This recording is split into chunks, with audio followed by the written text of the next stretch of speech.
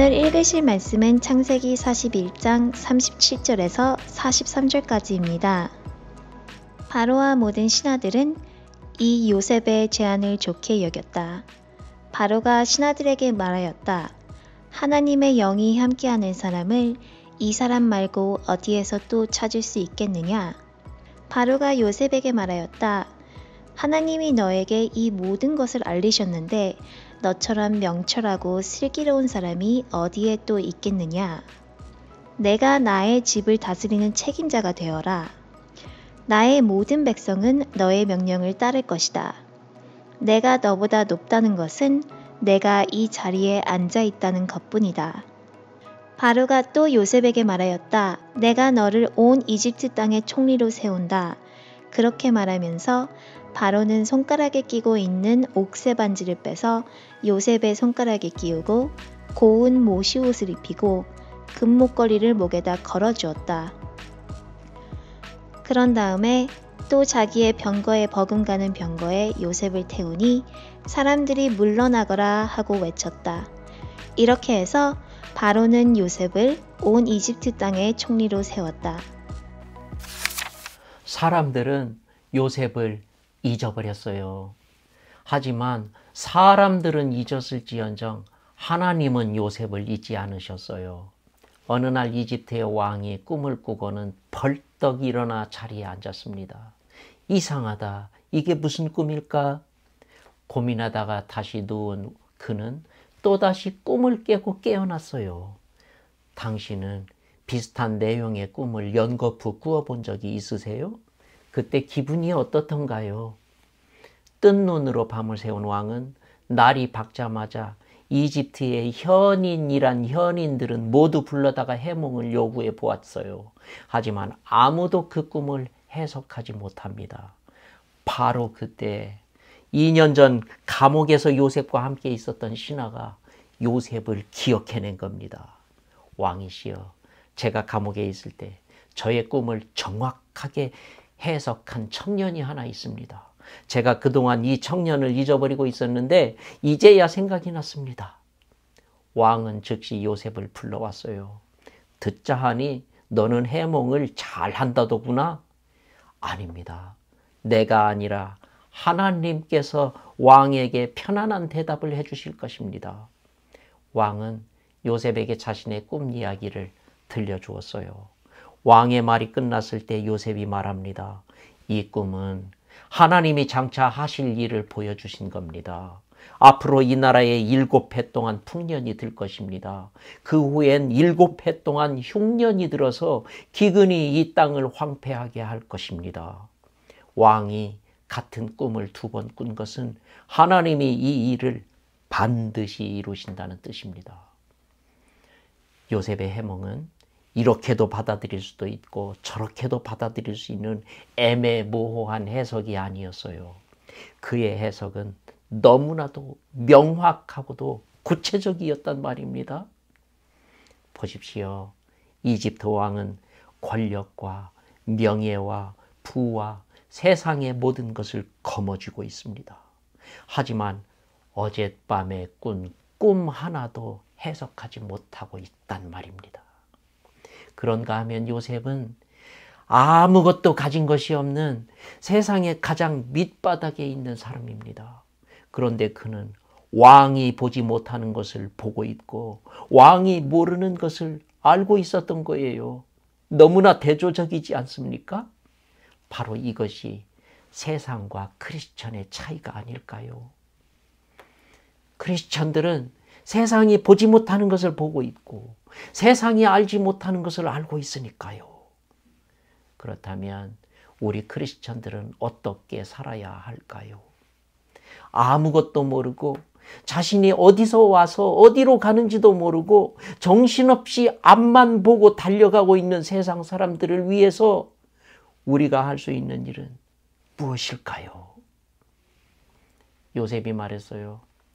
왕께서는 지혜 있는 사람을 책임자로 세워서 흉년에 대비하십시오.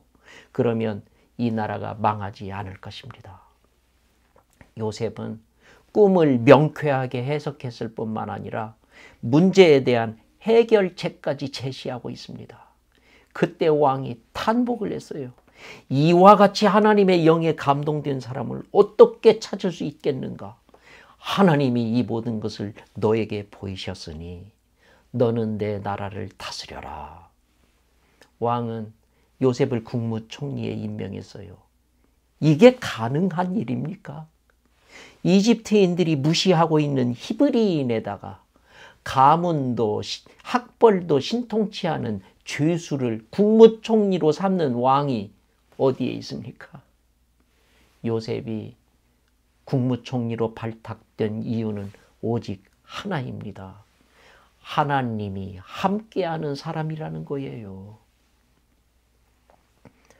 모든 것이 순식간에 이루어졌어요. 그동안 요셉이 기다린 세월은 노예살이와 감옥살이를 합해서 자그마치 13년입니다. 이 기다림을 통해서 요셉은 인내가 무엇인가를 배웠어요.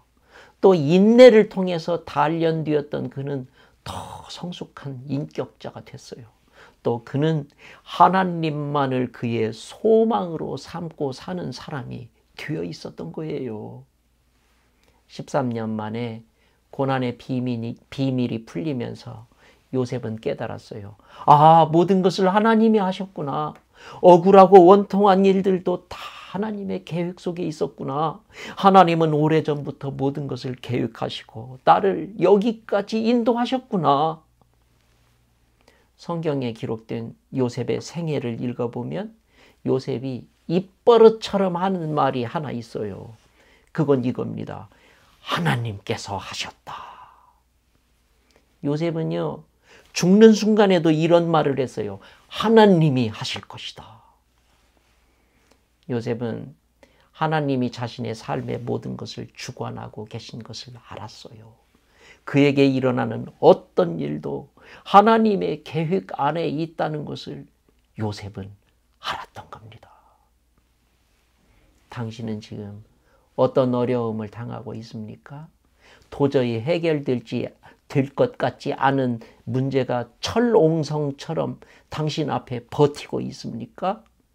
무슨 일이 있어도 실망하지 마세요. 담대하게 나아가세요. 하나님 안에만 머물고 계세요. 우리의 모든 것이 하나님의 계획 안에서 이루어집니다. 모든 것을 하나님이 하십니다.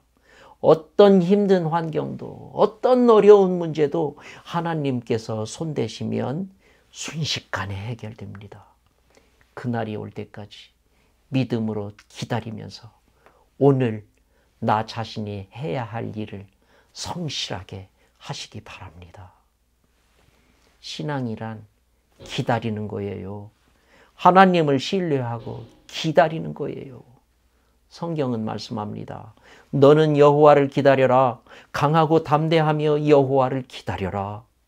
보이는 소망은 소망이 아니니 보는 것을 누가 바라겠는가? 만일 우리가 보지 못하는 것을 바란다면 참음으로 기다려야 한다.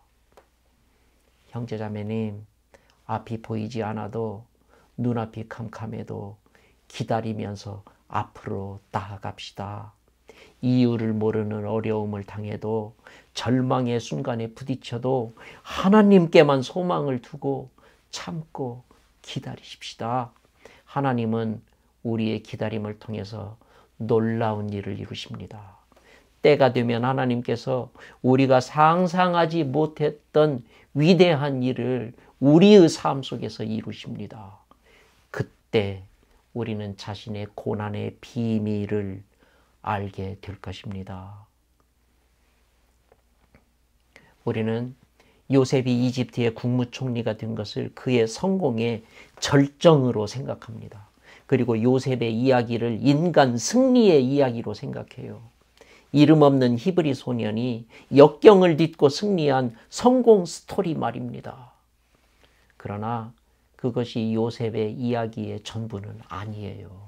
성경은 그보다 더 중요한 것을 말하고 있더라고요.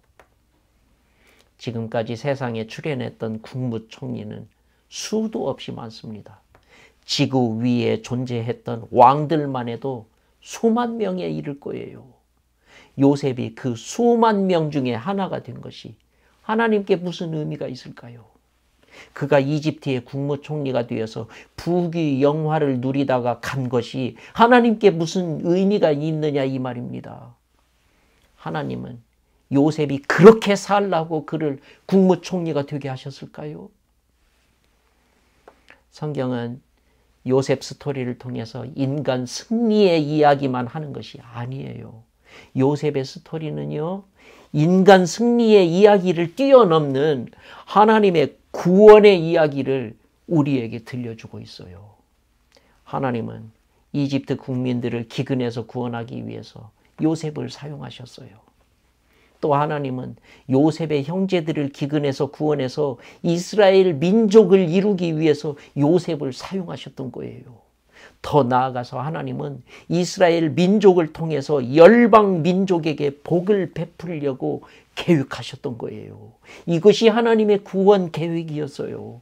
이 하나님의 구원 계획을 요셉이 알았고 이 계획을 이루기 위해서 요셉은 헌신했던 겁니다. 요셉이 이집트의 국무총리가 된 것은 하나님의 구원 계획의 한 과정이었던 것이지요.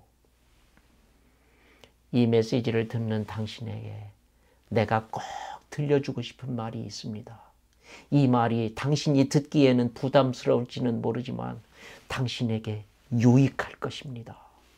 당신이 돈을 많이 벌 수 있다면 그것은 좋은 일입니다.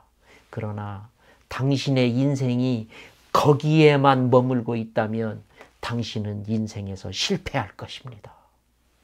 의미 있는 삶을 살기 원한다면 당신은 인생의 목표를 하나님의 계획을 이루는 데 두어야 합니다.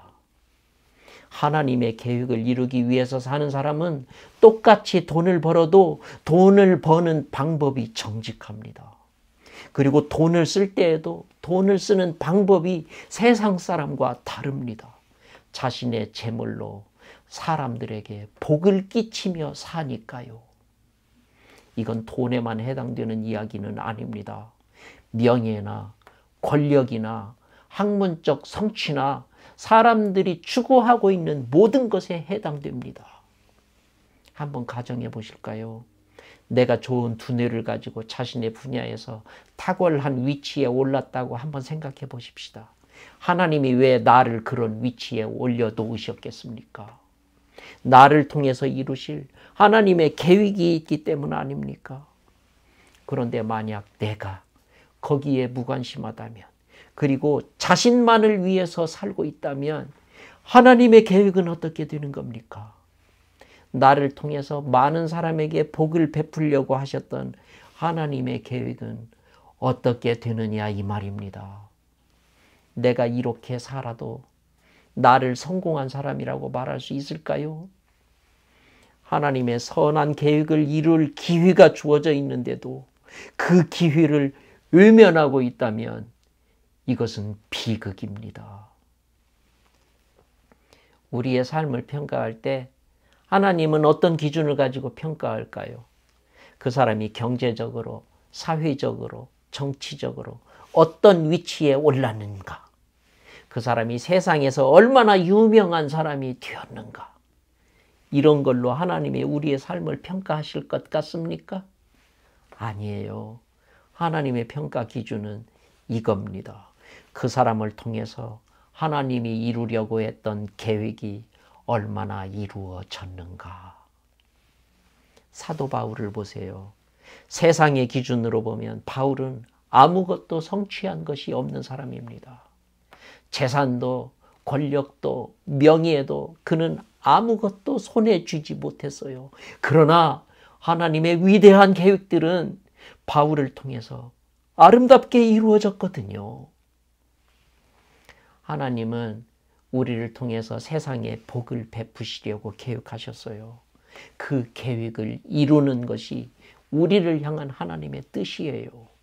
우리가 왜 세상에서 선한 일을 합니까?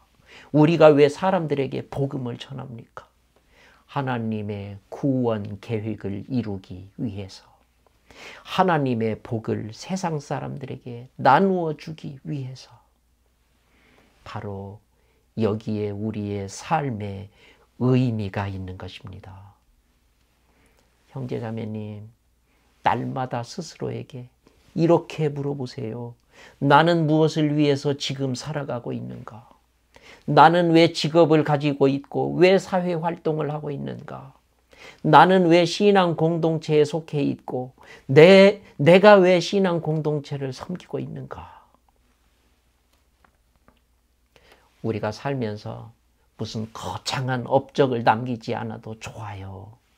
비록 작은 일이라도 내가 있는 자리에서 주변 사람들에게 복을 끼칠 때에 하나님의 계획은 나를 통해 이루어지는 것입니다. 그때 나는 또 한 사람의 바울이 되고 또 한 사람의 요셉이 되는 겁니다. 당신을 축복합니다.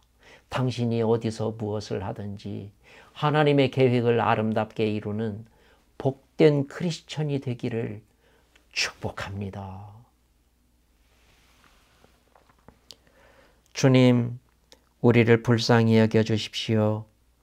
우리는 하나님의 계획을 망각하고 자신만을 위해서 살 때가 많습니다. 이기적이고 허무한 삶에서 벗어나서 의미 있는 삶을 살도록 우리를 깨우쳐 주십시오. 주변 사람들을 복되게 함으로써 우리가 하나님의 구원 계획에 참여하도록 우리를 인도해 주십시오. 여호와께서 당신에게 복을 주시고 당신을 지키시기를 원하며 여호와께서 그의 얼굴을 당신에게 비추사 은혜 베푸시기를 원하며 여호와께서 그 얼굴을 당신에게로 향하여 드사 평강 주시기를 축복하며 기도합니다. 아멘.